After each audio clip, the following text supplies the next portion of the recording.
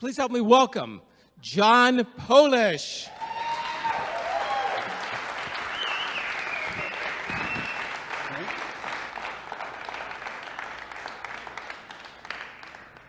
Anybody here grow up with parents who knew how to put the fear of God into you?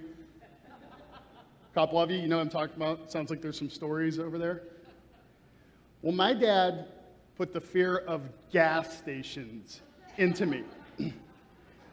That's right. He used to tell me that no matter what I did, if I got caught drinking, got in a fight, if I was out after curfew, it would go on my permanent record. I wouldn't get into a good school. I wouldn't be able to get a good job. And I'd get stuck working at a gas station for the rest of my life. And back then, they actually pumped your gas and checked your fluids, so it was a pretty serious threat. I always wonder why he would threaten me with a gas station. Then I realized what he was trying to teach me. He was trying to teach me that failure in any continuous pattern would lead to a life of misery. So if failure equals misery, then success must equal happiness. I used to believe that the only way I could ever expect to be happy is if I was successful first. What expectations are you still holding on to? So the other day, I had an opportunity to speak in front of a live audience when I let a 4-letter word slip out that I wish I could take back. I believe I have that here for you. Do you ever feel like your life is stuck in park? That's not what I meant. He thinks he's going to the park now. Now I've got to take him to the park. So that is my adorable dog, Buckeye, and he's a happy dog. But in this particular case, his happiness was directly tied to an expectation. You see, I said that 4-letter word, P-A-R-K, but automatically what he heard was he's going to get to go chase the ball, pee on things, and sniff some butts. Now, for a pug, that's a pretty good day. I think we're all a lot like Buckeye, though. Not the sniffing butts thing, Jeff, that's just gross. What I mean is that our happiness is tied to our expectations as well. For example, if you're like me, you like to travel. Do we have any travelers in the room? So the other day, I'm looking through some of these travel ads, and I see all these happy faces. People look so excited to be able to travel and go on vacation. It starts getting me to want to go on vacation. I mean, look, John Kennedy, they even make North Dakota look fun. Well, kind of. And this is the Vegas I want to go to. Like, where is this Vegas at? But it's not just the big trips that bring us happiness. Sometimes it's the little things in life. Do you guys remember these?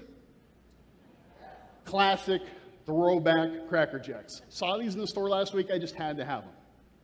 Caramel, peanuts, and popcorn, all in that Stay Fresh aluminum foil packaging, and there's a prize inside? Sign me up, right? There's a reason they sing about these things at every baseball game. But those are surface things. What about the real things that bring us joy? Well, here's a picture of me holding my daughter, Abigail. When I found out that I was going to be a dad, when I found out I was having a daughter, I was as happy as man alive. I called everyone I knew. I started thinking about how great it was going to be to hold her and to play with her as she grows up. I'd already started devising evil schemes to scare off boys. You know, in each of those 3 scenarios, the expectation alone was enough to make us happy. I mean, before I'd ever gone on a vacation, before even tasting one of those popcorn kernels, and before Abby was ever born, I was already happy. In fact, while I was doing some research on happiness, I came across this article. 10 simple things that you can do today to make you happier, as backed by science.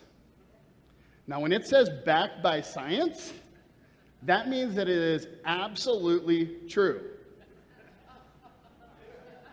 Plus, I found it on the internet, so it's double true. But check out what they say here under number 8. Couldn't believe this.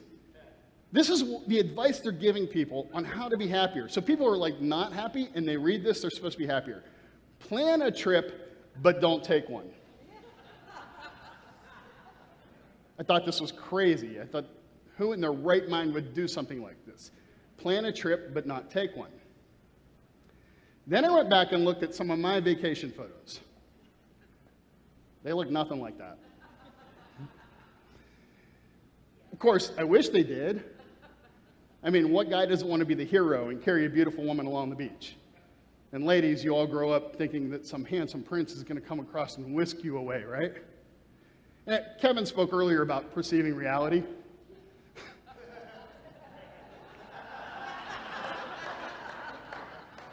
So I tried to perceive this as my reality. Like, how can I get these photos into my photo album?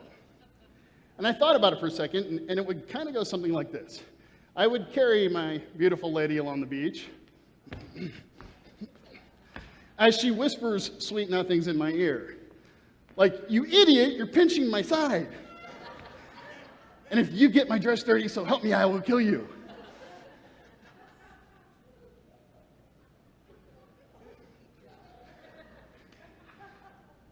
Even in my imagination, I fall short of expectations sometimes.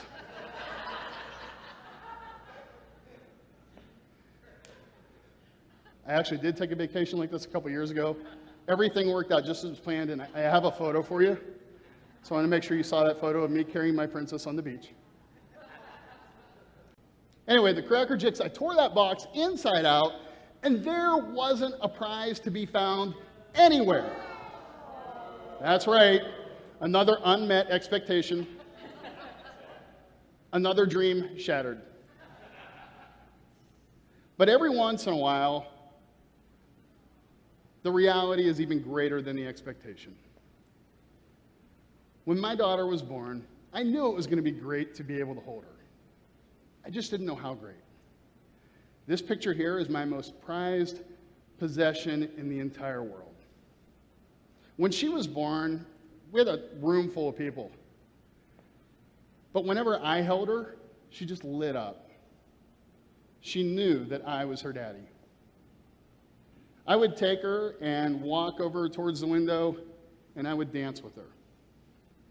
And I only had one CD with us, so I'd start that CD, and I'd dance with her. And eventually, I heard the words to the first song that would come up. It was a Mercy Me song, and the words were, "There's a reason I'm alive for the blink of an eye."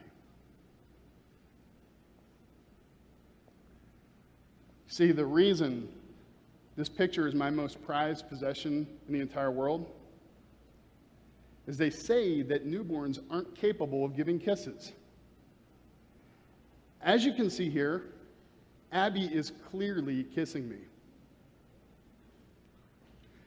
And this picture was taken just one day after she was born.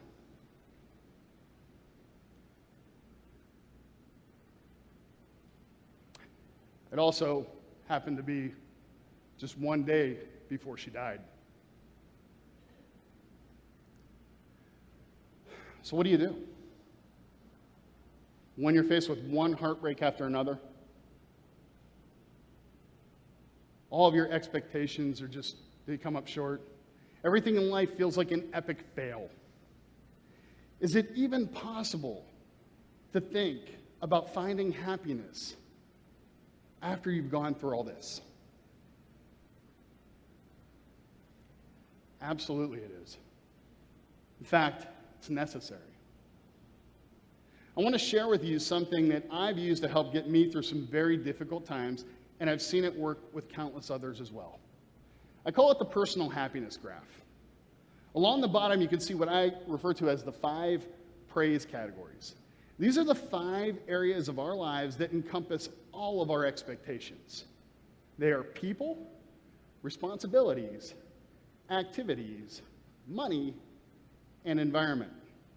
Personal happiness graph allows us to look at our life from a new perspective and see the difference between what we want out of life and what we have right now. It's a great tool to use whenever you're goal setting, whenever you're facing major life decisions, or if you just need to gain a little perspective on things. For example, remember that walk along the beach? In reality, we're still with the exact same people we chose to be with on that vacation. We're still taking a break from the daily grind, getting away from our responsibilities. We're still on an adventure. It might be a different adventure than we'd set out to be on, but we're still on an adventure. The money and environment didn't change.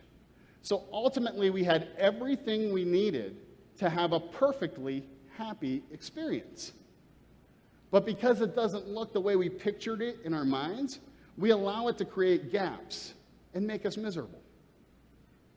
Now, as for the Cracker Jacks, all that was going to provide me with were the activities of food and fun.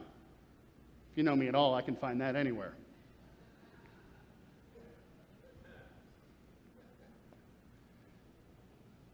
And you know, there will always be this Abby-sized hole in my heart.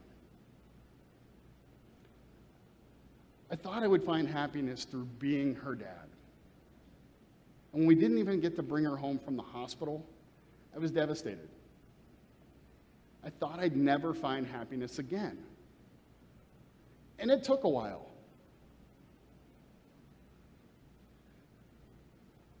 She lived with us for 42 hours here on earth. In those 42 hours, I experienced every emotion known to man. And I learned an awful lot. And one of the things that I learned was to give praise in all circumstances. Because whether I like it or not, life goes on. And whatever I'm going through now is going to be used to help me get through something later or to help others. Because life truly does go by in the blink of an eye. And we don't want to miss it. So about a year and a half ago, I decided it was time for me to start sharing Abby's story, to start telling people about her. Once I did that, I met some of the most amazing people, some of whom are here today. I now get to help people find their happiness. And I never would have thought over a year ago that I'd be turning down fun things to do because there's just not enough time to do it all. Back when I was sitting alone in my misery, I never dreamt I'd have the activities that I have today. I'm now building a business around something that I'm passionate about, and it makes a difference. And I'm standing on stage at the Verve with some amazing speakers. I found my happiness. Now, it doesn't look anything like I ever imagined it would. In fact, if I had my choice, I'd have it the other way. I'd rather have my daughter. But what I've learned, no matter what roadblocks, detours, or collisions we're faced with, that there's happiness out there waiting for each and every one of us. But we have to be willing to pick ourselves up out of the wreckage that is our lives, turn and look in a new direction, move forward in faith, believing that things can work out, and opportunities will come our way. But they will never meet us back here in the middle of the wreckage. So whatever you're going through today, whatever roadblocks, detours, and collisions are in your life, pick yourself up, move forward, and believe that there's happiness out there waiting for each and every one of you. If you're interested in a personal happiness graph, I have a free chart on the back there that teaches you exactly how to do it. But remember one thing. As long as we're willing to work the gas pedal, God can work the steering wheel. But he doesn't move parked cars.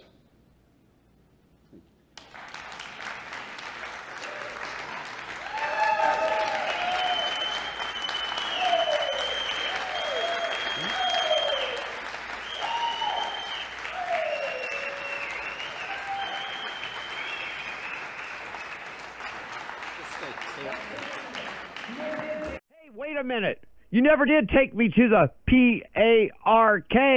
Down, boy, down.